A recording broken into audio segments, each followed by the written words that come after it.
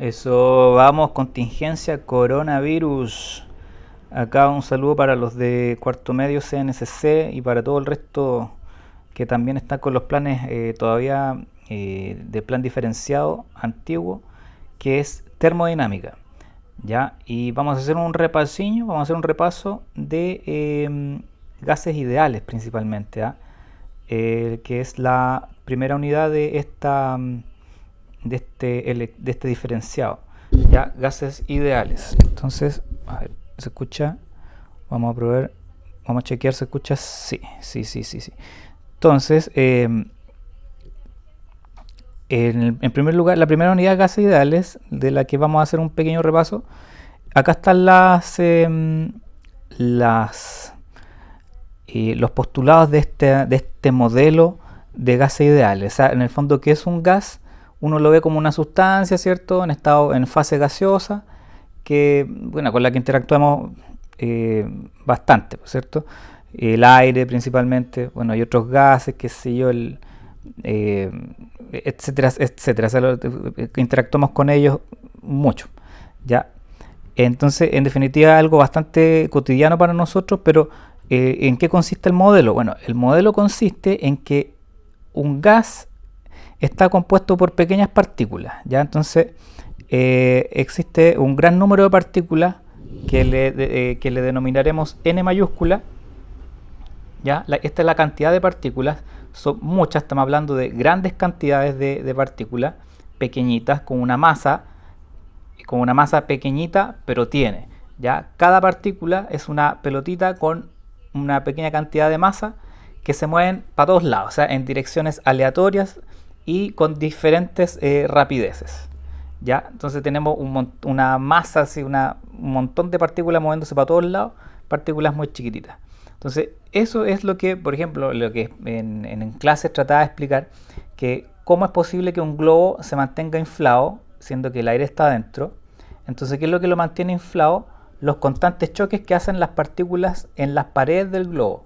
Entonces, para mantener el globo así, en esa forma, tienen que ser pero cientos de millones de golpeteos que cada partícula hace contra la pared, y eso es lo que lo mantiene el globo en esa forma, ¿ya? Entonces, ese sería el modelo de gases ideales.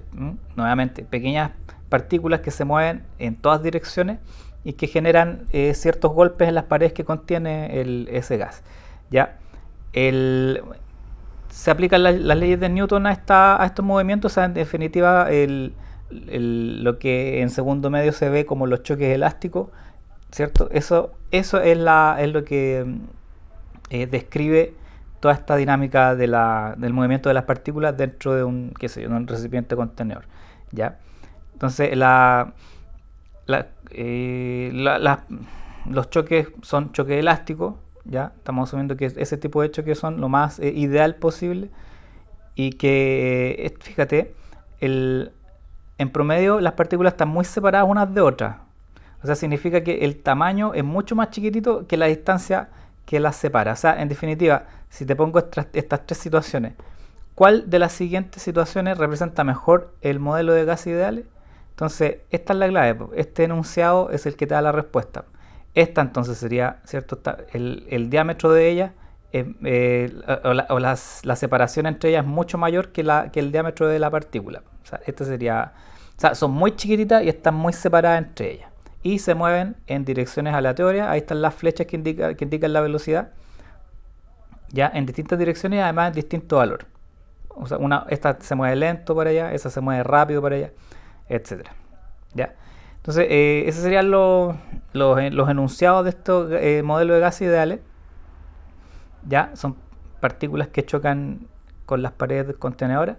Y también hay que, bueno, solamente por mencionar, hay que considerar que el modelo de gases ideales fue una construcción de muchos aportes de varios científicos a lo largo de los años, y que concluyó más o menos por acá, por el 1800 pasadito, ¿ya? Entonces, previo al modelo definitivo, tenemos a la ley de Boyle-Marriott, que en el fondo a medida que aumenta el volumen, disminuye la presión, o al revés. Por ejemplo, si tú tienes una jeringa, le tapas la punta y aprietas, el volumen disminuye, pero tú sientes ahí una presión. Entonces a menor volumen aumenta la presión.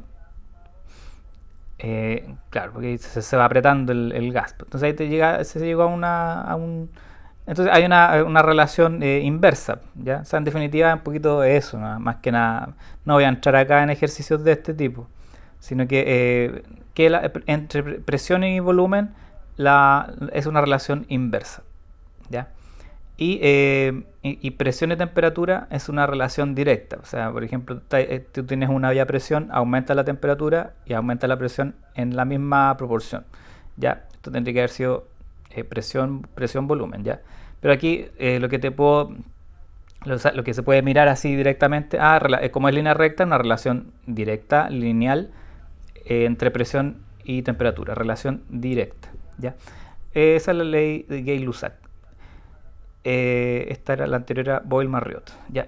Pero esto es a lo que vamos a entrar ya de lleno. Entonces, porque uno de los objetivos de este diferenciado es tener un manejo de reemplazos y saber qué fórmulas utilizar. O sea, tú gestionar, ya, tengo que usar esta, tú tienes que saber, tengo que usar esta o tengo que usar esta, tienes que discriminar entre fórmulas y saber cómo reemplazar. Si hay que hacer alguna transformación, o sea, tener ese tipo de manejo en cálculo, en ejercicio, ¿cierto?, de desarrollo. Ya, entonces estas tres fórmulas vamos a ocupar y bueno, veamos qué es cada una. Pues P es presión, pues todas parten con PV, ya, relación presión-volumen. Presión-volumen, en esta primera fórmula el 2/3 una constante, se mantiene. N mayúscula es el número de partículas, ya. K mayúscula es la energía cinética promedio. Ya, no confundir con esa K minúscula que es una constante para la segunda ecuación de gases ideales. Ya, entonces sería una constante, esa sería K minúscula. T, temperatura, falta poner acá temperatura, T mayúscula es temperatura en Kelvin. Ya, después vamos a ver cómo se transforma de Celsius a Kelvin. Presión volumen, número de partículas, constante, temperatura. Presión volumen, N minúscula es el número de moles. Ya, número de moles. R es una constante también que puede tomar dos valores y hay que tener ojo cuando la ocupas, ¿ya? R es 8,314 cuando tú la presión la trabajas en unidad pascal y el volumen lo trabajas en metro cúbico, ¿ya? Pero también hay otro ejercicio que no lo vamos a trabajar mucho porque la idea es trabajar con esta nomás. Yo recomiendo usar R 8,314 y presión pascal metro cúbico. O sea, presión volumen pascal metro cúbico. Pero hay otra forma que R puede tomar un valor de 0,0821 siempre y cuando la presión la trabajes en atmósfera y el volumen en litros. Ya. Entonces, recomendación para que siempre trabajemos de una misma forma: la atmósfera pasarla a pascal, perdón, y los litros pasarlo a metro cúbico. Así trabajamos con esta nomás, 8,314 y pascal metro cúbico. Listo, entonces ahora vamos a ir a un ejemplo para que lo hagamos completo.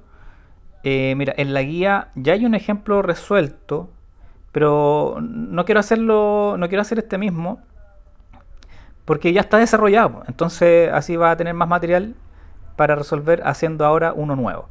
Y falta una ley, la ley de Avogadro, 1800, que en ese tiempo se avanzó con estos temas de los gases ideales, que una ley muy interesante, porque Avogadro, este científico de apellido Avogadro, encontró una constante que por cada mol es una cantidad de gas, ¿ya? Entonces por cada mol de sustancia, de gas, tienes 6 no sé cuántos miles de millones de partículas. O sea, 6 por 10 elevado a 23 partículas. Mucho. ¿Ya? Entonces, para saber el número total de partículas, solamente se multiplica el número de Avogadro, esa constante, por los números de mol, el n minúscula. Y ahí tienes n total. Ya. Entonces, este es el ejercicio resuelto que está en la guía, que la pueden descargar. Y está reemplazado, transformado, etcétera, todo lo que te pueden preguntar para usar todas estas ecuaciones. Ya están con la respuesta y etcétera. Ya, pues entonces hagamos un ejercicio nuevo, similar a este, pero con nuevos datos para que obtengamos otros valores y podamos hacer Pero mira, vamos a hacer lo siguiente. Después de esta introducción, porque estamos en 10 minutos, vamos a hacer una segunda parte y ahí va el ejercicio resuelto. Vamos que se puede. Contingencia, cuarentena,